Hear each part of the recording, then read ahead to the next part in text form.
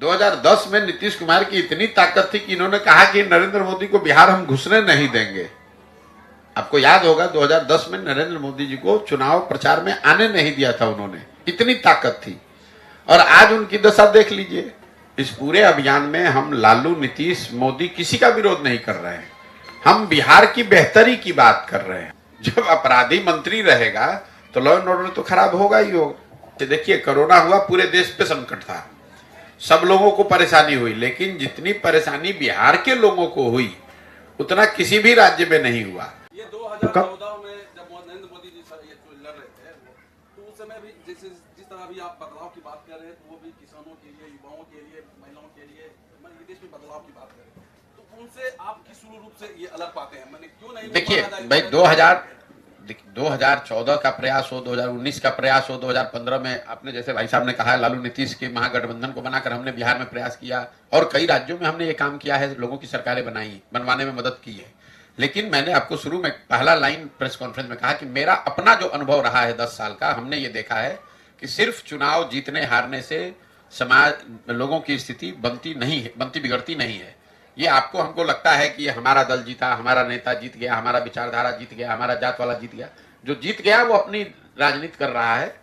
मेरी अपनी समझ 10-15 बरस की अपनी राजनीतिक समझ ये रही है कि अगर आपको राजनीति में कोई आमूलचूल परिवर्तन लाना है तो आपको समाज के स्तर पर उतरकर लंबे प्रयास करने के लिए तैयार होना पड़ेगा। इसीलिए ये जो पूरी जो परिकल्पना है वो गांधी की उस सोच से प्रेरित है, जिसमें गांधी ने कहा कि आजादी की लड़ाई लड़ने से पहले आपको स्वयं साक्षर बनना होगा, स्वावलंबी बनना होगा, सत्य को धारण करना होगा, अहिंसा को मानना होगा। तो जब तक उन चीजों को समाज में आप स्थापित नहीं करेंगे तब तक आप कोई बहुत बड़ा परिवर्तन या बहुत बड़े परिवर्तन की बात नहीं सोच सकते हैं। मतलब घड़ा बनने से पहले मिट्टी को गूंदना और उसको तैयार करना, जब तक अच्छी मिट्टी तैयार नहीं होगी तब तक घड़ा नहीं बन सकता है। अगर मिट्टी ठीक नहीं है, उसको जोड़ तोड़ के किस तरह घड़ा बना भी दिया जाए। आप बिहार में अभी क्या होगा छोड़ दीजिए, 2015 में तो हम बिहार पूरा जीते हुए थे महागठबंधन के साथ, 7 निश्चय का कार्यक्रम भी हमने बनवाया, बिहार विकास मिशन की स्थापना भी करवाई, लेकिन उससे बिहार में कोई आमूलचूल परिवर्तन तो हुआ नहीं। तो उन सब चीजों से सीखने के बाद ही तो ये आकर ये प्रयास कर रहे हैं कि उससे नहीं उस तरह का परिवर्तन दिखा। चाहे मोदी जी की बात कर लीजिए, लालू नीतीश की बात कर लीजिए, हमने दूसरे राज्यों में भी कई जगहों पर हमारी मदद से लोगों ने सरकार बनाई है, लेकिन उन राज्यों में उस तरह का परिवर्तन मुझे नहीं दिखा। तभी तो वो काम छोड़े कि भाई उस काम से तो नेता और दल जीत रहा है, जनता का जीवन तो नहीं बदल रहा है, इसलिए ये नया काम शुरू किया है। तो भाई साहब को लग रहा है कि वही काम अभी तो आप कर रहे हैं, जनता में जो चर्चा है वही काम नहीं कर रहे हैं। उस काम से जो सीखा, देखा कि उस काम में बहुत ज्यादा, देश में सबसे ज्यादा सफल होने के बाद भी जनता का जीवन नहीं बदल पा रहे हैं, तो जो विद्वता समझ भगवान ने दी है उसका उपयोग करके अब प्रयास कर रहे हैं कि समाज के जरिए इसको सुधार के देखा जाए। कभी सर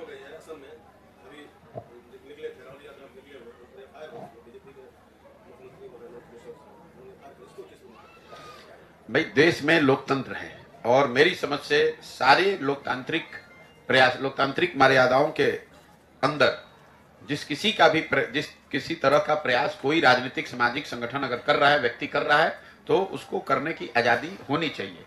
हम पैदल चल रहे हैं तो हम लोग भी परमिशन लेकर चल रहे हैं, अगर सरकार नहीं चलने देगी तो स्वाभाविक तौर पर हम उसके विरोध में है। तो अगर हमको कोई यहाँ रोकेगा तो हम विरोध कर रहे हैं, तो राहुल जी को भी कोई रोक रहा है तो उसका विरोध होना चाहिए। गलत है भाई, आप कोई मारपीट कर नहीं रहे हैं, हम किसी का नुकसान कर नहीं रहे हैं, और संविधान ये इजाजत देता है हर व्यक्ति को, हर समूह को, कि वो जाकर अपनी बात समाज में रखे शांतिपूर्ण तरीके से। जो कानून है, कानून की प्रक्रियाओं को फॉलो करते हुए। हम यहाँ आए हैं, कैंप लगाए हैं, तो इसका परमिशन लिया होगा, रास्ते में चलेंगे उसका परमिशन लिया है। अगर बिना परमिशन के चलेंगे तब ना हम पर कोई एफआईआर कीजिएगा। लेकिन सरकार अगर परमिशन भी न दे और एफआईआर भी कर दे, न करने दे, तो लोकतंत्र की जो मूल भावना है उसके विपरीत है। इसके लिए उसका विरोध होना चाहिए। सर, कभी आप नीतीश जी के सारथी थे, आज उन्हीं का विरोध कर रहे हैं? मैं नीतीश जी का नहीं विरोध कर रहा हूँ। इस पूरे अभियान में हम लालू, नीतीश, मोदी किसी का विरोध नहीं कर रहे हैं, हम बिहार की बेहतरी की बात कर रहे हैं। हम ये कह रहे हैं कि इन सारे लोगों का साथ देकर आपने देख लिया, आपका और आपके बच्चों का जीवन नहीं सुधरा, तो ये नया रास्ता, ये जो तरीका है इसको देखिए, इस तरीके से आपका जीवन शायद सुधर सकता है, आप गरीबी से निकल सकते हैं। जहां तक नीतीश कुमार की व्यक्तिगत बात है, तो व्यक्तिगत हमारे नीतीश कुमार से बहुत अच्छे संबंध रहे हैं। इसी बिहार में कोई ऐसा नहीं दावा कर, हम तो नीतीश कुमार के साथ एक साथ घर में हम लोग रहते हैं, एक साथ घर में रहे हैं 1 बरस, कोई नहीं रहता है। लेकिन आप ये समझिए कि जिस नीतीश कुमार का हमने समर्थन किया था और जिस नीतीश कुमार का हम विरोध कर रहे हैं, दोनों नीतीश कुमार में जमीन आसमान का फर्क है। 2014-15 के नीतीश कुमार की छवि थी सुशासन की। उनके बारे में बिहार में जो उनका विरोधी था वो भी कहता था भाई कुछ भी कहिए, भ्रष्टाचार ही नहीं है, बिहार में कुछ सुधार करने का प्रयास कर रहे हैं, गति उसकी ठीक है नहीं है, मायने उसके ठीक है नहीं, वो अलग बात है। लेकिन हर आदमी, ये तो ज्यादातर आदमी ये बिहार में मानते थे कि नीतीश कुमार जी बिहार में प्रशासनिक तौर पर, राजनीतिक तौर पर सुधार की कोशिश कर रहे हैं। उस नीतीश कुमार की मदद की गई थी। आज तो नीतीश कुमार के बारे में गांव गांव लोग यही कह रहे हैं कि ये आदमी कुर्सी के लिए कुछ भी करने को तैयार है, तो इस नीतीश कुमार का विरोध कर रहे हैं। जिस नीतीश कुमार का समर्थन किया था 2014-15 में, उनके पास जनता का दिया हुआ बहुमत था, उनके पास 117 विधायक जीते हुए थे। आज नीतीश कुमार के पास सिर्फ 42 विधायक हैं, जनता ने उनको नकार दिया, हरा दिया। इसके बावजूद जोड़ तोड़ करके वो कुर्सी पर बैठे हैं, इसलिए उनका विरोध हो रहा है। जिस नीतीश कुमार का समर्थन किया गया था, वो नीतीश कुमार जब रेल मंत्री थे, गैसल असम में दुर्घटना हुई, 200 लोग के आसपास की मृत्यु हुई, तो नीतीश कुमार ने पद से इस्तीफा दे दिया, राजनीतिक मर्यादा का हवाला देकर। आज बिहार में आपने देखा कोरोना में अवैध शराब से सैकड़ों लोगों की दुखद मृत्यु हो जाती है, नीतीश कुमार के चेहरे पर शिकन नहीं आती है, इसलिए इस नीतीश कुमार का विरोध हो रहा है। सबसे बड़ी बात जो ये मानवता की बात है, कोरोना में आपने देखा जिस नीतीश कुमार के मुख्यमंत्री रहते हुए बिहार के हजारों लोगों की दुखद मृत्यु हुई और लाखों बिहार के बच्चे, देखिए कोरोना हुआ, पूरे देश पे संकट था, सब लोगों को परेशानी हुई, लेकिन जितनी परेशानी बिहार के लोगों को हुई उतना किसी भी राज्य में नहीं हुआ। लाखों बिहार के बच्चे बड़े शहरों से एक तरीके से मार कर निकाल दिए गए। वो बच्चे पैदल चल के, धक्का खाकर, गाड़ी से, साइकिल से, बस से, ट्रेन से, किन विकट परिस्थितियों में वापस लौटे। उस समय राज्य के मुखिया के तौर पर नीतीश कुमार ने कोई ऐसा प्रयास नहीं किया कि कम से कम बस भेज दें कि वो बच्चे घर पर आ जाएं। जो लोग लौट कर आए उनके लिए कोई व्यवस्था नहीं की। घोषणा की कि जो लोग वापस आए हैं ये वापस न जाएं, इसके लिए हम यहाँ रोजगार का व्यवस्था करेंगे, उसके लिए कुछ नहीं किया। तो लोकतंत्र आपको क्या सिखाता है? आप किसी का समर्थन करते हैं, किसी को वोट करते हैं, लेकिन वो समर्थन और वोट 5 बरस के लिए है, जीवन भर की बंधुआ मजदूरी नहीं है। लोकतंत्र संविधान ये कहता है कि जिस पर भी आपका भरोसा है, जो भी आपको पसंद है, उस व्यक्ति को, उस दल को आप वोट कीजिए, लेकिन वो 5 वर्ष के लिए। अगर 5 वर्ष में उस व्यक्ति ने, उस विचारधारा ने, उस दल ने आपका काम किया तो उसके साथ बने रहिए, और काम नहीं किया तो नागरिक होने के नाते आपकी ये जिम्मेवारी है कि जिस मजबूती से आपने उसका साथ दिया है उसी मजबूती से आप उसका विरोध भी कीजिए। अगर ऐसा न हो तो फिर 5 वर्ष में चुनाव कराने की जरूरत क्या है? आप एक बार किसी को वोट दे दिए, उसके समर्थन में आप आ गए, फिर जीवन भर वही रहेगा, तब तो लोकतंत्र ही खत्म हो जाएगा। तब आप लोग के नजरिए से चलिए, तब तो बिहार में राजतंत्र होना चाहिए। एक बार आपने नीतीश का मदद कर दिया तो जीवन भर नीतीश का मदद करते रहिए। एक बार आपने मोदी को वोट दे दिया तो जीवन भर मोदी को ही वोट देते रहिए, वो काम करे चाहे ना करे।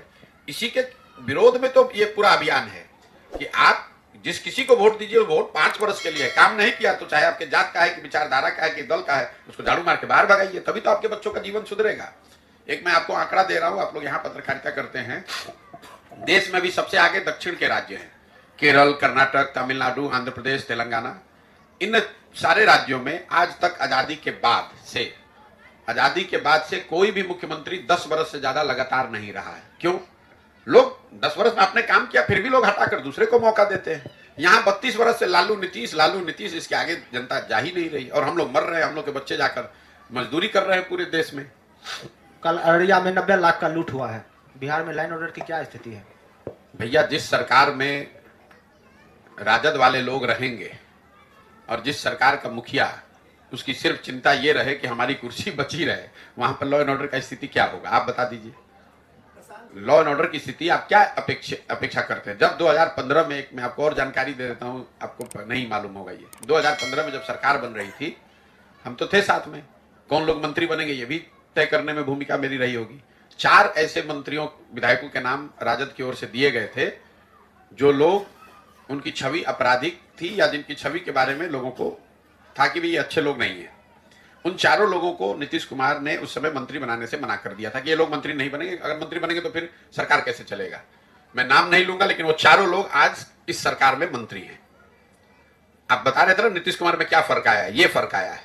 2015 में उन्हीं 4 राजद के विधायकों को लालू जी के दबाव के बावजूद मंत्री नहीं बनाया गया था, उसी 4 को आज उन्होंने मंत्री बना दिया है अपनी कुर्सी बचाने के लिए, कि हम कुर्सी बैठे रहे, जिसको जो करना है करो। इसीलिए लॉ एंड ऑर्डर, जब उस तरह के आपराधिक छवि के लोग सरकार का हिस्सा होंगे, मंत्री रहेंगे, तो वहां राम नाम तो जपेंगे नहीं।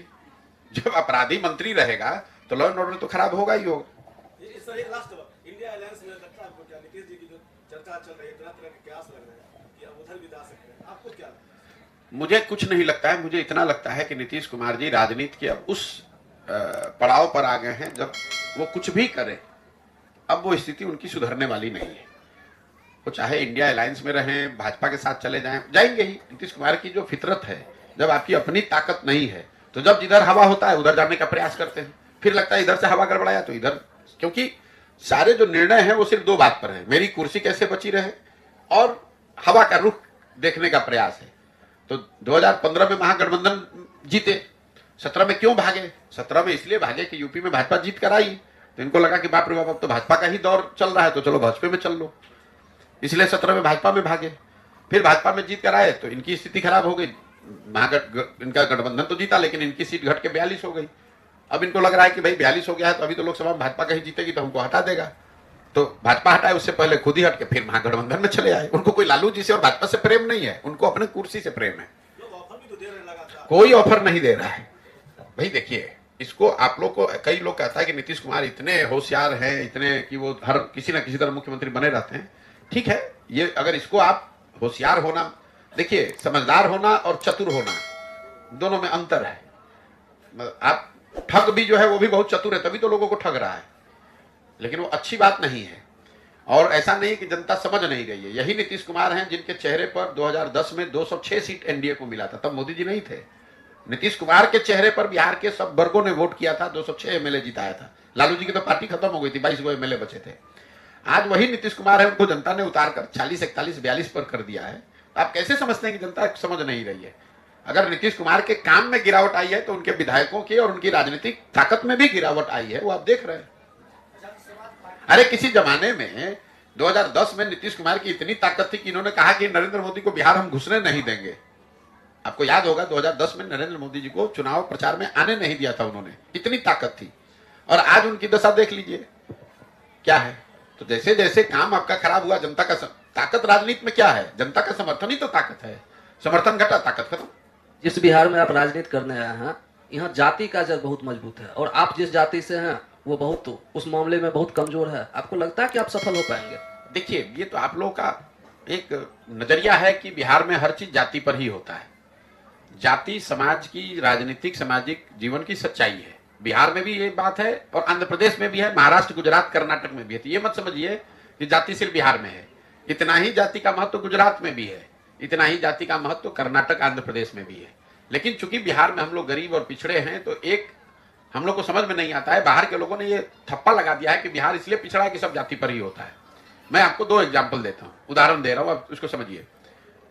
बिहार में जितने लोग सांसद हैं भाजपा के या एनडीए के, वो सब लोग बताएंगे, पत्रकार लोग भी बताएंगे कि वो वोट सांसदों को नहीं पड़ा, वोट पड़ा मोदी जी को। ठीक है, तो मोदी जी के नाम पर हजारों लाखों लोग वोट बिहार में दे रहे हैं भाजपा को, एनडीए गठबंधन को। तो आप जरा मुझे ये बता दीजिए सोच के कि मोदी जी के जाति के कितने लोग बिहार में रहते हैं? मोदी जी के जाति का तो बिहार में कोई नहीं रहता है। तो मोदी जी को वोट कौन दे रहा है? आप ही दोनों बात कह रहे हैं कि हर आदमी जाति पर दे रहा है। और अगर हर आदमी जाति पर दे रहा है तो मोदी जी को तो 0 वोट मिलना चाहिए था, उनके जाति का यहाँ कोई नहीं रहता है। तो आप कहिएगा कि ना वो तो धर्म के नाम पर दे रहा है। अरे भाई, जाति पर नहीं दे रहा है ना। मैं आपको दूसरा उदाहरण दे देता हूं। यहाँ करीब 18% मुसलमान रहते हैं। वो सारे लोग, ज्यादातर मुसलमान वोट देते हैं लालू जी को, लालटेन को। वो तो लालू जी की जाति के नहीं है। वो क्यों दे रहे हैं? वो दे रहे हैं क्योंकि वो भाजपा से डरते हैं, भाजपा को नहीं दे सकते, इसलिए लालटेन को दे रहे हैं। इसी तरह समाज का एक बहुत बड़ा वर्ग है जो भाजपा को इसलिए वोट देता है कि वो लालू जी को वोट नहीं दे सकता है, इसलिए उनको वोट देता है। तो 50% तो हमने आपको सामने गिना दिया जिसका जाति से कोई लेना देना नहीं। सिर्फ जाति के आधार पर वोट नहीं होता है, जाति भी एक आधार है। जाति के आधार पर वोट है, धर्म के आधार पर वोट है, लालू जी के डर से भाजपा को वोट है, भाजपा के डर से लालू को वोट है। मूलतः ये 4 बिंदु हैं। इसके अलावा भी और स्थानीय मुद्दे हैं लोगों। अगर ये मुद्दा नहीं होता है तो लोग लोकसभा में और विधानसभा में अलग अलग वोट कैसे कर देते? जातियों की संख्या तो बराबर ही है भाई। लोकसभा में वही जाति समूह दूसरे तरीके से वोट करता है, विधानसभा में दूसरे तरीके से वोट करता है। क्योंकि मुखिया का चुनाव होता है तो अलग तरीके से वोट करता है।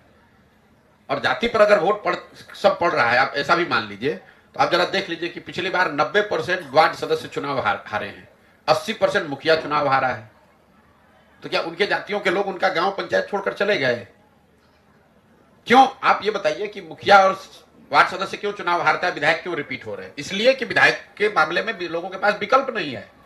नहीं तो देखिए ना, आप अपने यहाँ अध्ययन करा के देख लीजिए कि आपके मटिहानी में कितना मुखिया दोबारा जीत कर आए होंगे। ज्यादातर लोग मुखिया चुनाव हारे हैं, क्योंकि वहां लोगों के पास विकल्प है, नया आदमी को जिता दिया।